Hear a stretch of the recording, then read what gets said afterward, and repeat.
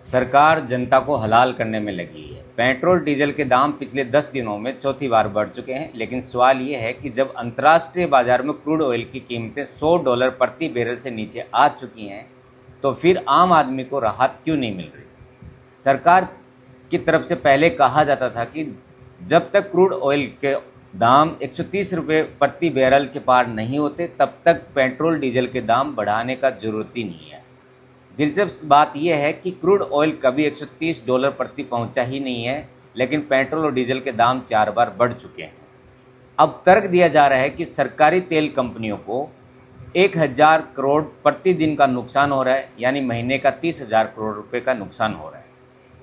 लेकिन एक सवाल ये भी है, जब तेल कंपनियां मुनाफा कमा रही थी, तब क्या उस अतिरिक्त लाभ का फायदा सीधा जनता तक पहुंचाया गया था? अगर नहीं, तो फिर घाटे का बोझ जनता पे क्यों डाला जा रहा है? एक और सवाल उठता है, अगर तेल कंपनियों को घाटा अप्रैल में भी हो रहा था, तो उस समय कीमतें क्यों नहीं बढ़ाई?